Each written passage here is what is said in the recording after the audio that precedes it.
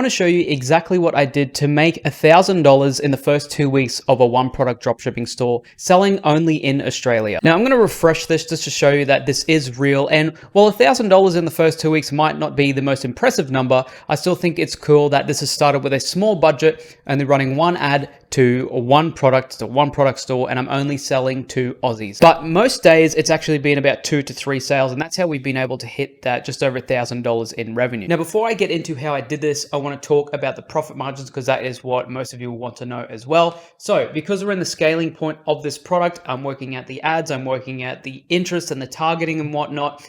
We're at the point where the profit has been about $20 to $30 a day, which might not seem like much, but we're at least breaking even, okay? And that's better than a loss. So again, these aren't super big numbers, but if you are just starting in dropshipping, I want to talk to you about how I found this product, what I'm doing with my ads. Now, while I won't reveal what this product is, I'll talk to you about the niche that it's in. I'll talk to you about how I found the product as well. And I want to talk about something exciting a bit later on, which I want to show you on how I'm going to begin to scale this store and really improve the customer experience of it. Another thing I want to get out of the way is I'll probably get asked in the comments is why have I just sold in Australia? Now, I've always done this with a lot of my, I guess you could say, dropshipping challenges is I like to see if I can just start selling in Australia. Now, this product does really, really well in Australia and I scale in this country, then I will begin to target places like the US, the UK, Canada, right? All the big five, even New Zealand as well. So I just wanted to start in Australia, keep it nice and simple. The Australian market is the one that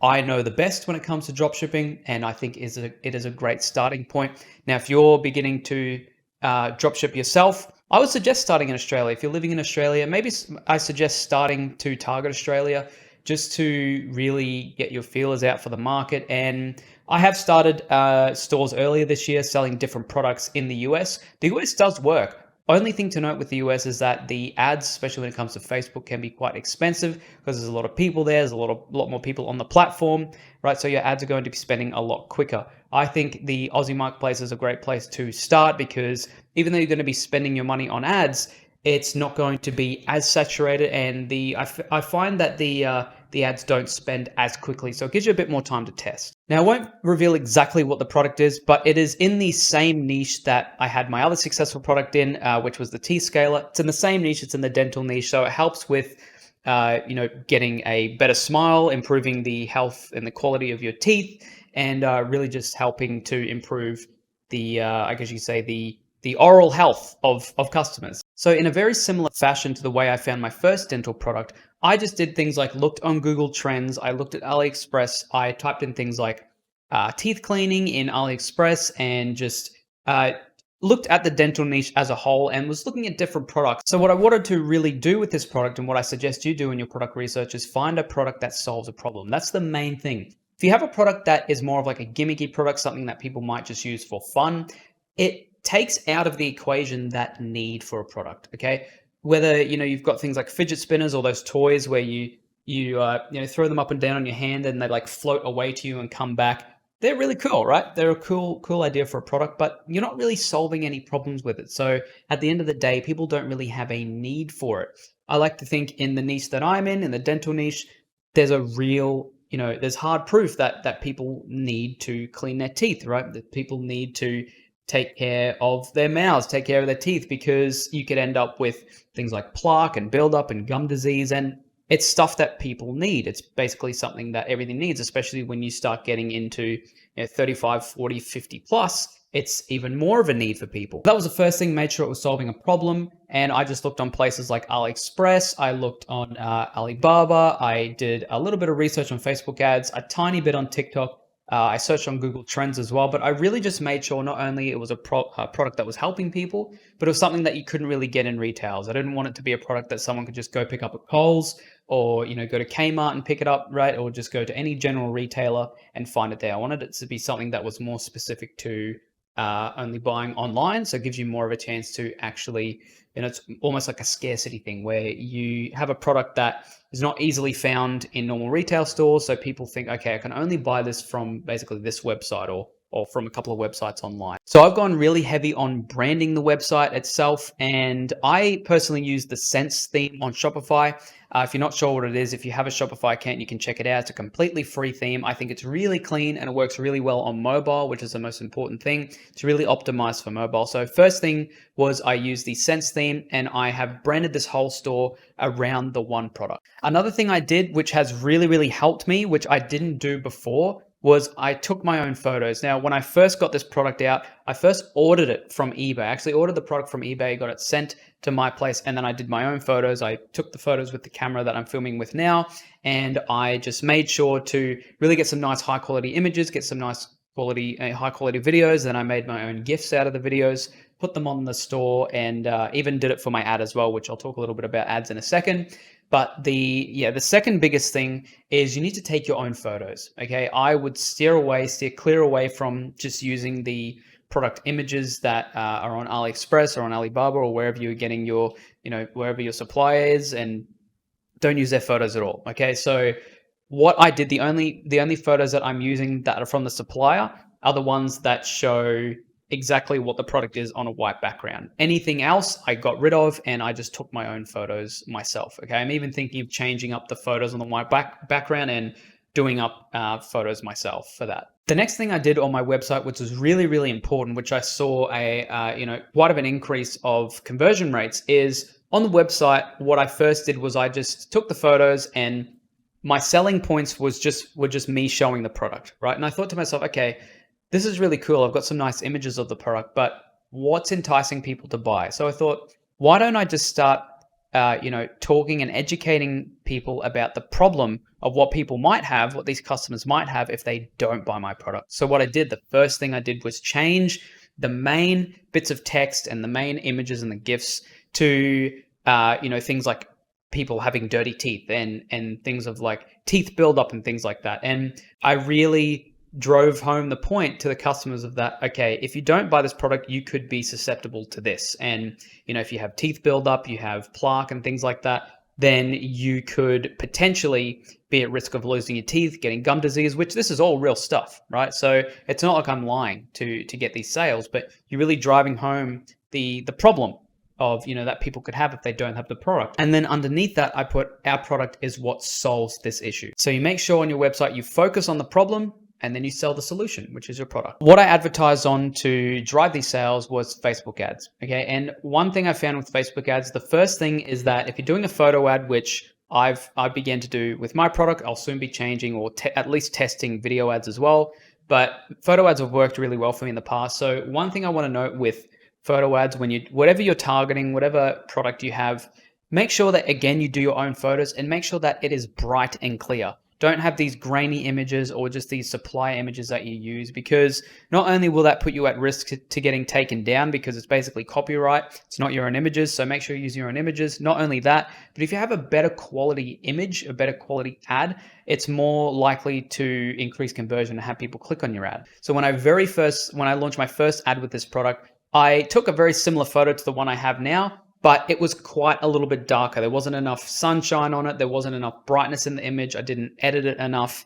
And it was just a little bit more dull. So I thought, okay, I'm going to change it. I changed where I took the photo. I changed the background. It was a nice clear background on a sunny day. And I just had a nice image of the product, and it was nice and clear and nice and bright. And it really did help with conversions. It really helped with having a lot more people click on the ad. And that means when a lot more people are clicking on the ad and viewing your product, then you are more than likely going to end up with more sales. So Facebook ads still work. You just got to make sure that your ads are ads that people want to see. Okay. And I'm going to talk a little bit about video ads now, because the video ads is the next thing that I'm going to get into with this product. And my plan with this is to have the issue straight up. So first thing I'm going to probably show on my ad is something like a set of dirty teeth, right? Or maybe a set of teeth getting cleaned, like dirty teeth getting cleaned, or a set of just something ugly where it catches people's attention. They're like, oh, what is that, right? So grab their attention. Then you talk about the problems or the health issues that having dirty teeth or dirty gums can cause, right? You could lose your teeth, you could get gum disease. So you talk about that. And then quickly after that, I'll move into the solution, which is the product. Okay, talk about the benefits of it, what the product is, and then I will most likely at the end of the video have the offer for the product, and that way people can know how much it is and where they can get this product. Okay, so video ads, you got to make sure that you are first pressing on the issue. Okay, if you just show the product, I know a lot of people say show the product, which is helpful as well. Show the product in the first 3 seconds or whatever it might be. Yes, you need to do that where it's viable, but you also need to make sure that you're selling you're really talking to people about the issue and really educating them. Because if I just showed my product and showed, okay, hey, look, this product's really cool, buy it now. People are thinking, well, why?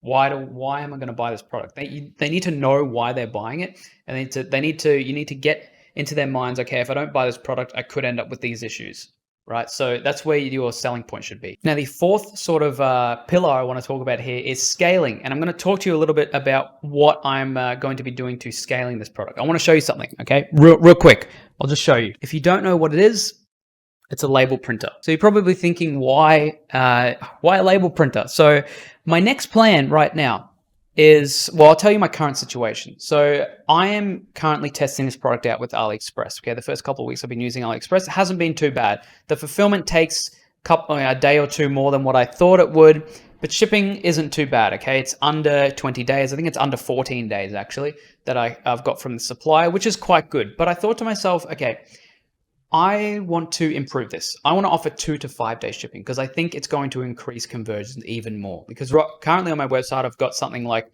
it's 3 to 13 day or 4 to 13 day shipping, which isn't too bad. But if I can offer that 2 to 5 day, basically like domestic shipping, then that's going to really help with conversions, I feel. So what I've done is I've done my first mini bulk order of these, and I actually ended up ordering these through eBay, and I've got the label printer and I've got mailing bags as well, and I think I might go a step further and print out my logo or get my logo stickered, just get a bunch of stickers for my logo so I can actually brand the packaging more, because I'm going to be fixing a couple of issues with this. One is, instead of having the Chinese symbols, the Chinese writing on the labeling, what I'm going to do is package them myself. So I just have the product inside the packaging, print the labels off, have my logo on the packaging as well.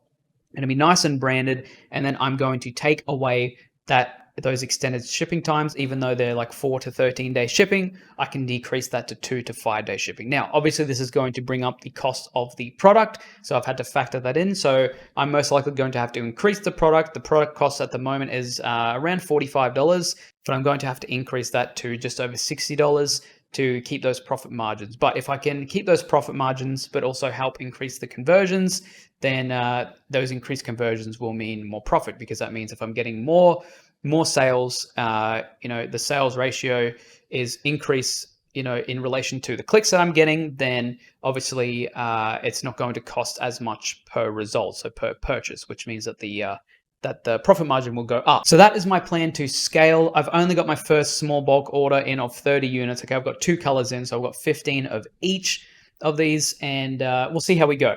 So when these products come in, I am going to change up the website. I'll probably add some more photos. I'll launch a new ad, and then I will offer on my website the 2 to 5 day shipping, because I'll be able to ship them through AusPost.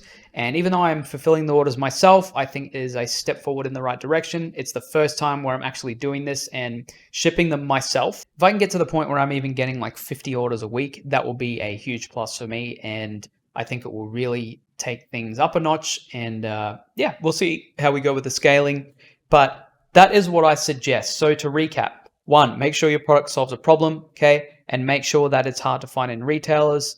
2, I'm looking at my notes here, 1 product store. Make sure that you start off, I suggest starting with a 1 product store, at least a small niche store. If you want to go in the dental niche or the fitness niche, do like 1 to 3 products. Don't do a general store, because it's a lot harder, especially when you're a beginner. I would only go into general stores, in my opinion, if you have a lot of experience with advertising and really offering a lot of different products. I think, in my opinion, it's just easier to test a single product out and really narrow it down and just know what you're actually selling, instead of just trying to sell a whole bunch of products to random people. I would just focus on the one in the beginning. 3, with Facebook ads, make sure that your photos or your videos are nice and clear and you're showing what the problem that you're solving with your product. It will really help with conversions as well. So that's the same whether you're doing Facebook ads, Google ads, TikTok ads. It's the same thing. You got to make sure that you are really educating people or just really quickly showing them what the issue is and how your product solves that issue. Okay, whatever it is, make sure that you're showing the solution, okay, which is your product, right? And then number 4, when it comes to scaling, what I would suggest is to start off with AliExpress, and then I would change either to a different supplier, okay, something that's, a supplier that offers faster shipping, potentially branding on your product as well. If not, do something similar to what I'm doing and order the product yourself in bulk, and then you can begin to ship the orders out yourself. And look, if it gets to the point where the orders are too much for me to handle, that would be a good problem for me. Then I would probably look at changing to a fulfillment service and getting the product shipped. I could maybe package them myself and then ship them somewhere else, or get a supplier to do that for me, and then I could get a fulfillment service to pack and ship them for me. But at the moment, I'm happy to do this. Like I said, it's the first time buying a label printer, and it's going to be the first time actually shipping out the orders myself. I've done 15,000, 15 to 20,000 in revenue per month with dropshipping stores, but it's the first time that I'm actually doing this because I really want to try it out. I've done all that through AliExpress and other suppliers, and they've shipped them out, for me, but I want it to be more personal. I really want to take this branding to the next step. So if you were to get anything out of this, it is product quality, it's solving a solution with your product, and it's branding. Okay, so hope this video helped you out, guys. But if you have any other questions, please let me know, and I'll see you guys in the next one.